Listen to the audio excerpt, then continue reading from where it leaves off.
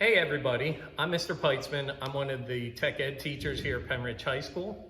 This is Woodworking 1, and this is typically the first project that you do in that class, and that is your Candlebox project. The project is a set size, and part of your grade is how well you make it to that size. At the very end, we measure it. But you do have some choices as to what your overall theme and idea is going to be for the box. The very typical way to make it yours, to make it individualized, is your species of wood. And that means what kind of wood are you going to make it out of? We have four basic types that students usually pick from. First one is poplar. Poplar is typically the lowest price. I don't care what wood you pick, it does not affect your grade. I want you to pick the one that you can afford and meet your vision and idea of what you want to do. All right, so this is poplar. Poplar is very easy to work with, very easy to sand. Downside is some people don't like the look of it. Kind of in the middle is red oak. All right, red oak is medium priced, medium difficulty to work with as well, I would say. It's not the easiest to sand, but it's also not the hardest to sand. Red oak is also open grained, which makes it different than the other ones I'm going to be showing you that are closed grain woods. Next one is maple. Maple typically can be described as hard maple, which should tell you what it's like to work with. It is harder to cut, which means you might have to go slower on a machine, but if you are cutting by hand, it's going to be tougher to do than poplar. It's also harder to sand when you are sanding. The real nice things about maple is it can look really nice and it can get super smooth and almost has a shine to it. And then we have cherry. A lot of people like the look of cherry.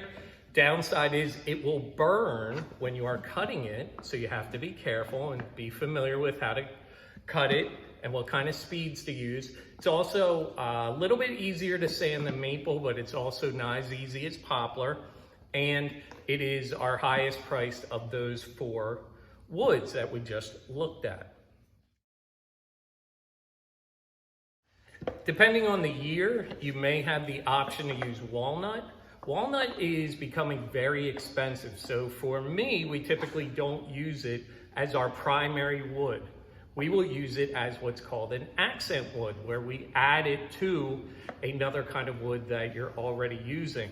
Also, I personally have a allergic reaction to walnut. When I work with it a lot, I get little red bumps, almost like a rash from the dust of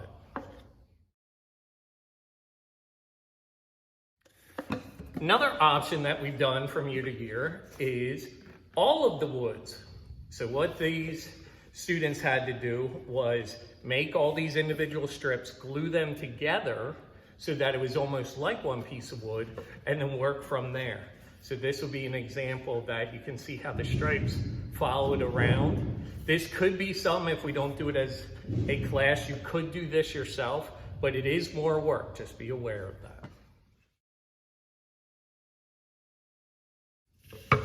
An easier option to make yourself kind of stand out or be a little different would be swirl dipping, which we've typically done in the guitar classes that I teach, but it is possible for you to do it with your Candlebox as well.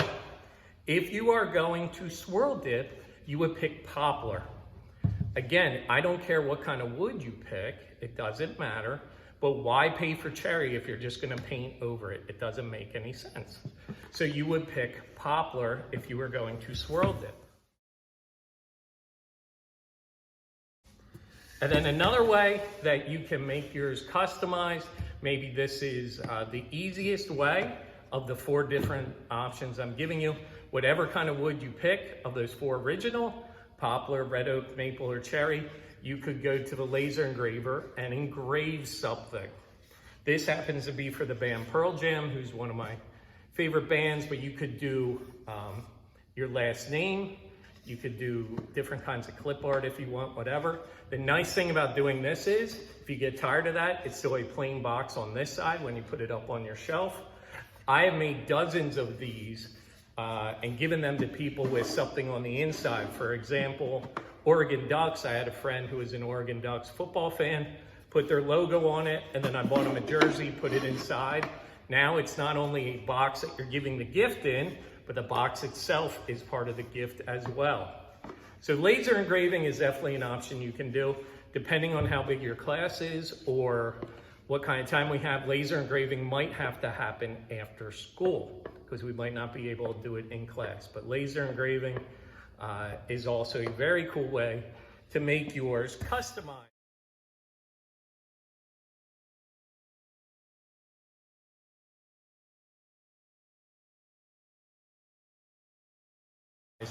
If not, you can go with the traditional all one kind of wood.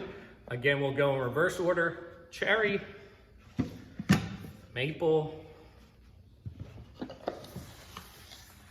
red oak, and poplar. One more option that I forgot about that's also a very easy one for you to do is you can make your lid out of a different kind of wood. So pick any of the four, quote, regular ones, poplar, red oak, cherry, maple, and you could mix and match them. This happens to be a walnut with a cherry lid, but imagine it with any of the four that we just talked about, and it could work.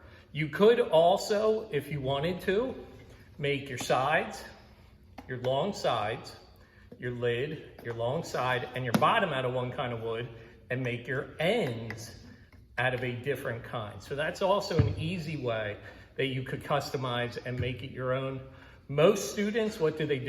They just use one kind of wood for the whole project, and that is perfectly fine. I have no issue with that. It will not affect your grade.